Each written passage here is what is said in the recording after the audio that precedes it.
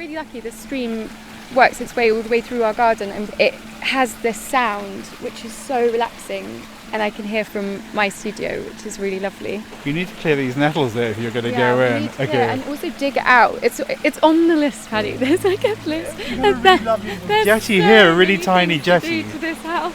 One day we're going to end up with a little swimming bit, which would be great. For now, it's more of a muddy swim.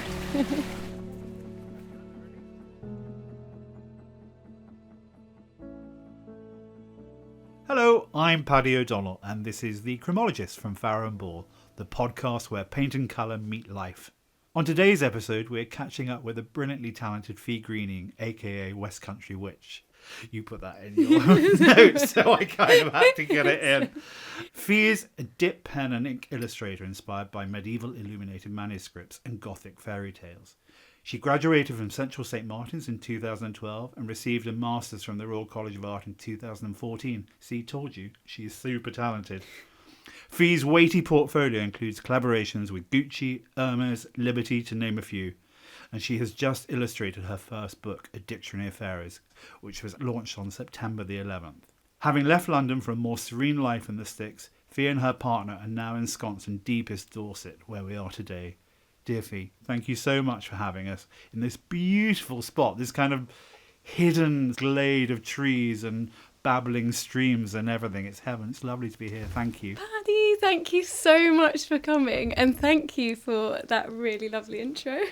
But yes, I am a bit of a West Country witch. Where does the witch tendency come in then? I just think I've always been like that. It's not that I'm doing some curses and things like that. I'm not that kind of a witch. Yeah, no, I think I've always been a bit other and had that thing of just being a bit intuitive, and so people have always laughed and said I was a witch. And then I guess that has become part of my identity over the years, and then it's quite hilarious that I end up in this spooky cottage in the woods away from everything. Yeah. You know, when you've got a wine glass and you kind of do that thing, you know, around the rim. Which I haven't done for a long time. You know, when it goes like, it has this hum. Vibe and hum. Like you feel like this real sense of something, like many people have trodden this path before. It does feel really ancient, this whole part of, you know, Wiltshire going to Dorset and everything. So we're here in Fee and Dan's really beautiful lime-washed living room, I think, isn't it? I mean, it's so ancient. It's cob walls, lime mortar, the most beautiful door, sort of oak door, which is God knows how old, and the most astonishing structural beams. I mean, what is it? Is this 15th, 16th century? Yeah, I think that there's a name written in the wall that's 1430 or something mad like and that. These wonderful thick walls. Yeah. And everything. You've got this beautiful lime wash, almost kind of tangerine glow, and there's a tiny shaft of light coming in through that high window there, but it's got a lovely vibe. It's the whole tone in here is really, really warm, isn't it? I mean, it's beautiful because it's such a, you know, this room is really dark, tiny windows, and we're in a little woody area, so I just knew it was going to need to be a really warm colour.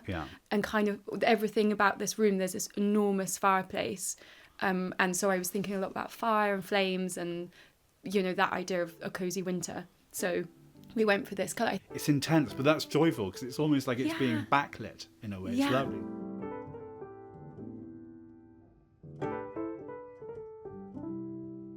So the main reason we're here, and why you so kindly agreed to join us, is we're talking about little kind of colour episodes of your life and what those are. So we're going to jump straight into your first colour, which is the colour of your childhood. Yes. So what colour is that? And tell us why. It's Hague blue. Okay. Which is because I grew up right on the sea. So first in kind of more around Wittering, and then just on the Sorkham estuary. Okay. In Devon. Yeah. And my grandparents always had, their place was in Sorkham, and so we would spend all our weekends and holidays all there, and everything about my family life is about the sea. My father designs boats, yachts. Oh, okay. He sails like every night. Does he still? He's like always out to sea. We're always like, oh, where is he? Where's David Greening? Did you get that? And he's always at the sea. Are you into sailing? Well, I know my way around a boat and spent all my childhood crewing and stuff. Yeah, and literally everything is about the sea in my family. If we went sailing, I had a little rowing boat, everything was on the water. And Hague Blue, the sea around Sorkham, it's got this tealiness. It's like a deep, deep dark blue. But it's got this tealiness. I think maybe it's to do with the black granite of the Devon rocks. It gives it this sort of strange lagoon depth, which I really get from Hague Blue. That's just a really lovely way of reminds me describing of it. that. And also because, obviously Sorkham's like super nautical, like everything is that in blues. So it really reminds me of it there. And my parents' house is sort of just down one of the creeks. So it's a little set apart. But yeah. It's deeply really romantic around there, isn't it? I mean, it's a funny place. It's really beautiful. When I was growing up, it was a lot more like a Daphne du Maurier novel, and it was more... Okay, and it wasn't fishermen, it was very like boat builders, and everything smelled of varnish and fisherman jumpers. And obviously, as the way these things go everywhere, it's now a lot more about recreation. It's a lot more people, pursuits on the water. My relationship with it, I feel really connected to the land there. Okay. And my memories are of... My grandparents had this crazy, beautiful house like built right into the harbour wall, and my memories of storms crashing against the windows and going out to sea in boats, and me thinking I was a mermaid, and all the colours around there. It's all deep greens and teals and that hard rock and seaweeds and stuff. I love it. But it was quite a funny place for me to grow up because I've always been someone who, like I said, is a bit witchy and earthy. Okay. Just always been like that. And it's not really like that. The culture there is not like that. Yeah. So I was always this quite weird kid that would be on my own on the cliff tops listening to music in my like Grateful Dead t-shirts. The aesthetic is completely nothing like anything I'm into. Right, okay. I was sort of there looking for hagstones on the beach while everyone was... What's a hagstone? A hagstone's those stones with the holes in, and they're really lucky. Okay. You're meant to look through them. And, hagstones. Okay. Yeah, there's loads of different things about them. Some people think if you look through them, you can see the fairies and stuff. I used to collect those when I was a child. I mean, they're everywhere in this house. Gift them for people, and they're like, thanks. Yeah, they're really lucky. I mean, our house is basically gravelled now. Oh, There's is it? so many. It's so silly. This is kind of really different. So we've walked through to your kitchen. So you have a yellow kitchen units, lower units, but everything else is just beautifully whitewashed. And actually, it's quite interesting, isn't it? The vibe is really different, but very lovely. It's nice and bright, this room. And then the counters are in the same colour, corn gold. And I think we'd like things to feel quite simple. We don't really like things to be too decorative. So you've got your amazing carved back hall chairs. Are they German or something? Or what are they? Flemish or something. That are covered in sea monsters and sort of green men. And your canvas of angels and... Yes. I guess my work is a bit like that as well. Like, it's very detailed and it's texture, elaborate. Isn't it? Yes, but I leave a lot of breathing space for things.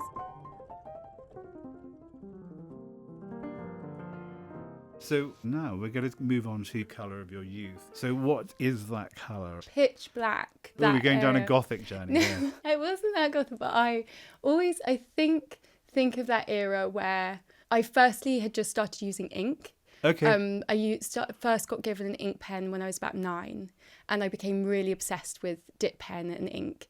We were on holiday in Venice, obviously because there's boats, so it's the only place my parents like going on holiday. And I was given a dip pen. And when you talk of a dip pen, is that kind of like a quill? So, it's like a quill. Yeah, so I was given one, like a glass one, to keep me quiet really through a lunch, and I became completely hooked. And how do we shut that girl up? Yeah, literally.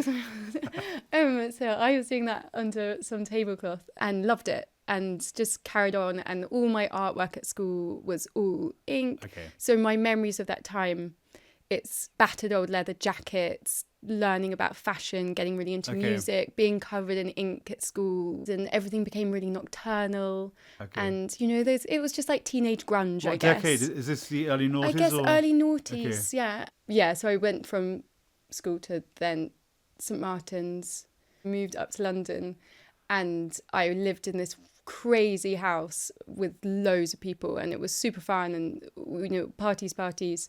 As I got to London, I was at St Martin's and I met Dan, my partner. I was about 20 when I met Dan. Okay. And he was in a band which was a very indie sleaze band. So everything about that era was like, Dan's guitar was a black electric guitar, and it was all just really scruffy, and working in pubs and drawing all the time. You did a foundation course? I was really confused with what I wanted to do. Okay, My big thing at school was acting. And okay. I thought I was going to go to drama school. That's what everyone thought I was going to do. And I actually had quite bad anxiety when I was a teenager. And I just suddenly I was going to go to drama school, and suddenly I just like had this moment of thinking, do I really want to be stressed out all the time? And I really enjoyed drawing, the quietness of drawing. But I started off going into fashion. I went to a London College of Fashion first, and I thought I wanted to be a designer. But when I was there, I had great tutors, and they all just said to me, look, your thing you really love is drawing. Like, you're shouting at the sewing machine. Like, you don't really care about that. And they said, why don't you switch to St Martin's and do illustration? I kind of hadn't even considered that I could have a career doing just drawing. And I literally grabbed my portfolio and I camped outside the St Martin's tutors thing. I was just sat there, and eventually they swapped me. So going back to the pitch black. Yeah. Is that a representation of the ink and you discovering your skill at illustration? I think it was just loads of stuff. I just think... Or the leather jackets. You mentioned the leather jackets. My memory of myself at that time was always in a big battered leather jacket, fishnet ties, old ripped t-shirts. You wear shorts with fishnet. I think I love that thing when no one knew whether you're wearing shorts or not. I'd like a provocative ripped t-shirt, some tiny shorts.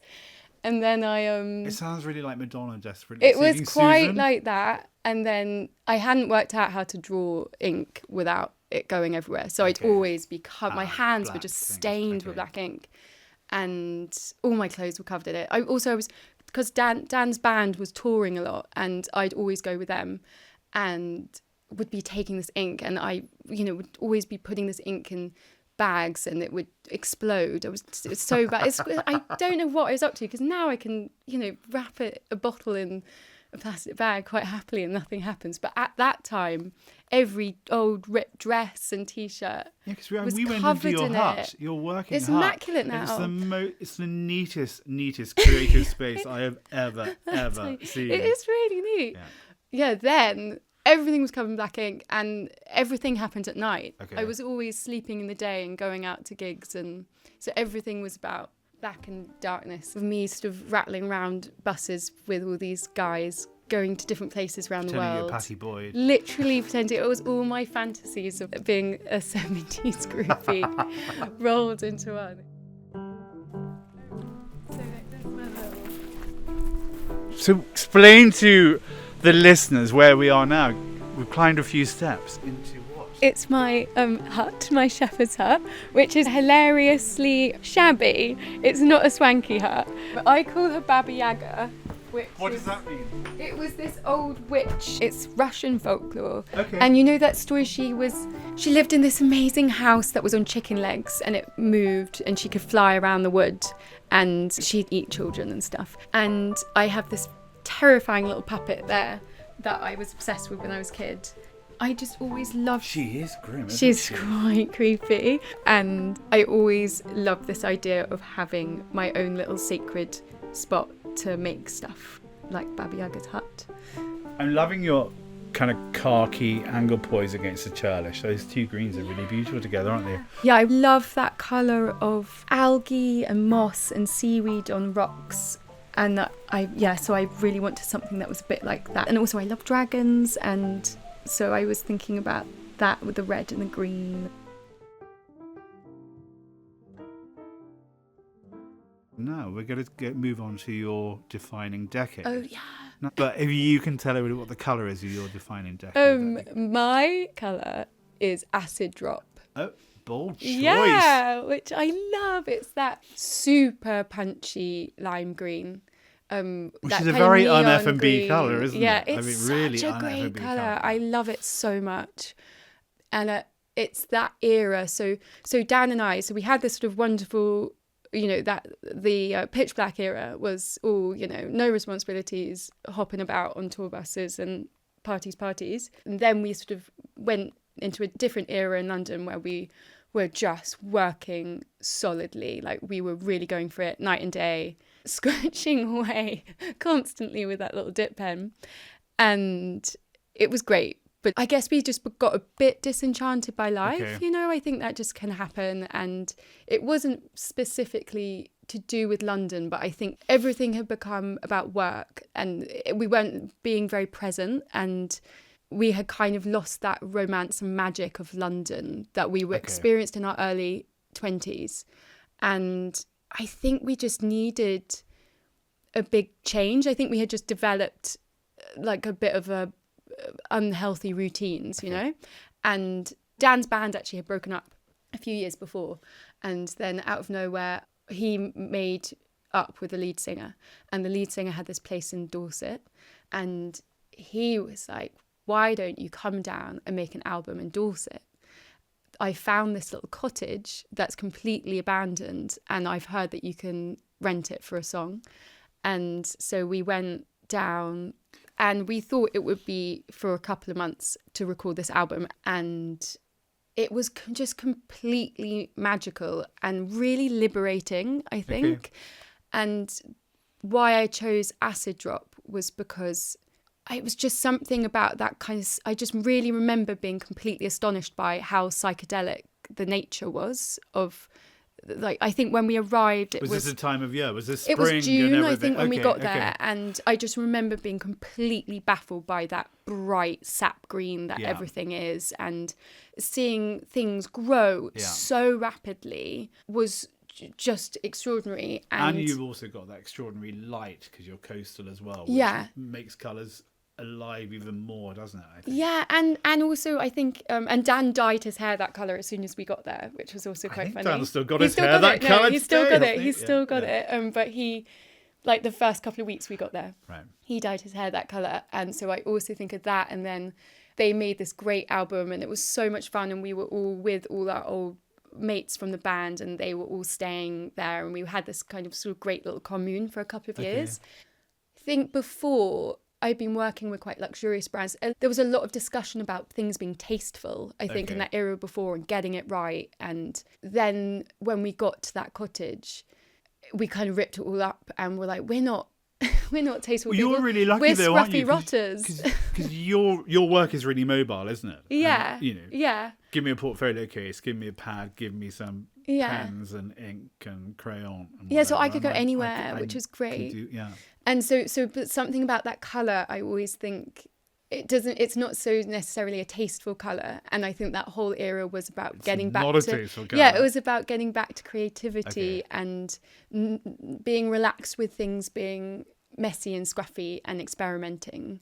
I'm going to explain Acid Drop because I know a lot it's that brat green. Hilariously, it is the year kind of brat, after, it is kind of brat green. We always laugh because we were obsessed with this green. Like the album, the actual vinyl is this green. Everything was this green.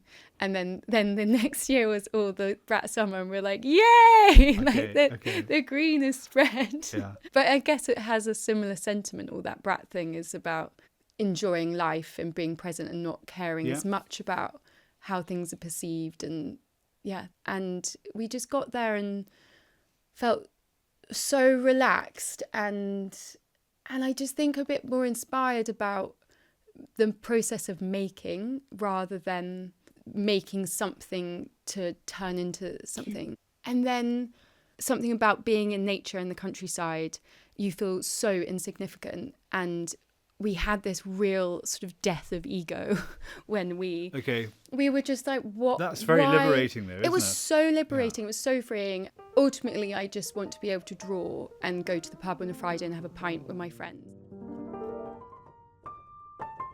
Where else should we go? And then this ceiling's, it's meant to be like Acid Drop. but it's really muted because it's gone into the it's gone tin. into the Oh, I can see it more over here. It's because my ceiling is wooden and it's got the old floorboards from upstairs, but they're so old. They're really They've lovely just and gnarly, sucked aren't in the they? paint, so it does feel a lot more muted than it actually is. Is there? Who's the cat? Is it an oil painting? I have no idea. The cat is. We just one day just like, well, we can't leave without this cat. Okay. We call him Dog.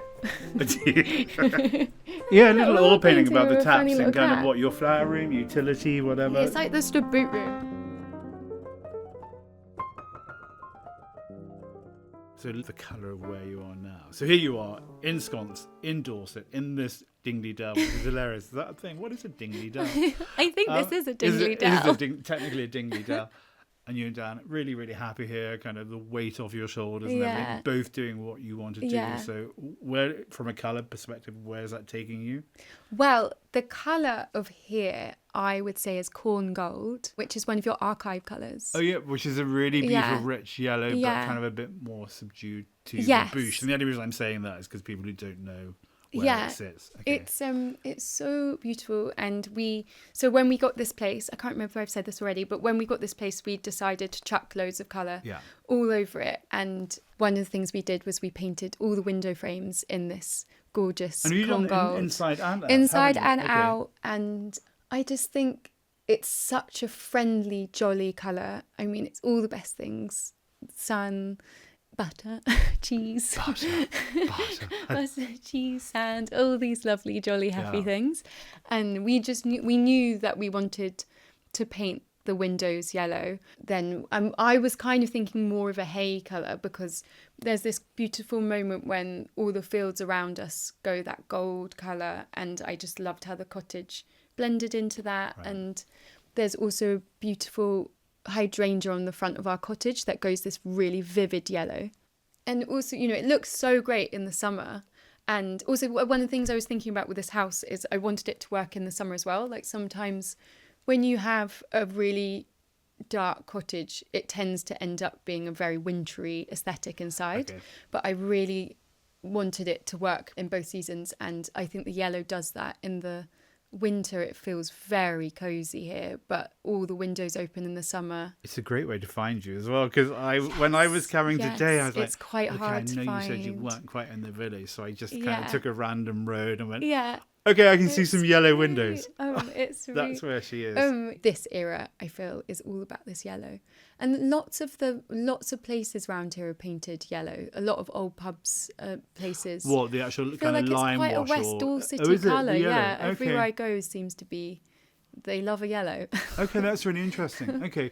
Yeah, all the colour. Dan and I with colour, we've always liked the same colours, and that's kind of handy. Really handy. It's kind of really interesting because you're really lucky. Fact you and Dan do have some symbiosis with colour, because I think my partner pulls his hair out. He hasn't got any hair.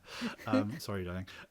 But he is like, really? Oh no! And I'm like, Oh, that must be. No, what do no? We argue about my taste in uncomfortable chairs. I mean, I've got your book here, which it's so beautiful. I mean, I can't believe you said you did this in 2 months. So I'm just opening this. Yeah. So Catherine Briggs was this incredible folklorist. She sort of was this pioneer in preserving all these wonderful tales all across the British Isles. So this is Briggs' Dictionary of Fairies. So there's lots of different ones. There's one, this one's more on supernatural creatures. Okay. And then there's some on legends. There's a wonderful one on cats. There's lots of different ones. But her work became this really important reference to other fantasy writers and artists and folklorists. And how did you know about this book? I just had the book. I knew about it because I'm really interested in folklore and Gothic tales and anything like that. And so I knew about her. And so I had been thinking, what do I want to do? And there's so much interest in folklore at the moment, which is so wonderful. But it slightly bothered me that this incredible woman maybe been a little bit overlooked, and I wasn't seeing her reference that much. So I contacted, because Catherine died in 81. Okay. So I contacted her estate and asked whether they'd be interested in republishing a book. And they were. And they are also part of the Folklore Society. So they have been involved and helped me. And I had 2 months to draw everything. The detail of your line. I mean, the line work is really, really fine, isn't it? How many illustrations are there? How many there's did you like do 90 or something in there. There's a lot. It's a lot of work. I literally just didn't go to sleep, really. I mean, honestly, it was such a joy. Like, when do you get paid to draw a hag? Like, it doesn't, like, it never happens. And all this stuff I've been interested in my whole life. Everything is about mermaids and fairies and all these different kind of these other worlds. Yeah. And it's so rare to be able to get a project where you can completely immerse yourself in it. So this is the moment where I give you a colour. And normally I do an awful pun, and actually this isn't that punny, but it's probably a bit lame. So it's a really lovely colour which we've just archived called Blue Ground, which I really love, and it's one of those joyful kind of, almost going back to your sea theme of water, but it's that much clearer, brighter blue that is probably more Dorset Sea than your Soul Chemistry. So it's called Blue Ground, but I'm just calling it, weirdly nothing to do with water, I'm calling it Dorset Sky, and because it's only because I was driving over the hills coming here, and it's like, this sky is enormous. It is. And yes, there's a bit of cloud today, but I was like, oh, this is kind of that colour of blue ground and everything. So this is a little pot of Dorset Sky for you, Feast. I love blue ground. Do you good? It's the colour of my kettle. Is it? Yeah, it's the colour of my kettle. Okay. I love that big horizon sky colour. Yeah. And it kind of pops up around the house. You'll see like my little chairs outside of that colour. Oh, okay. I love it. Thank you for having us. Thanks, Fanny. Thank you so much. That's so sweet. Thank you. If you'd like to follow Fee, her Instagram is @FeeGreening. You can also follow us at Farrow and Ball. And of course, you can discover all the colours we've talked about today on our website. And if you've enjoyed this conversation, please tell your friends. The Chromologist is a Farrow and Ball and Feast collective production. The producer is Sarah Cudden. Until the next one, goodbye, big hugs.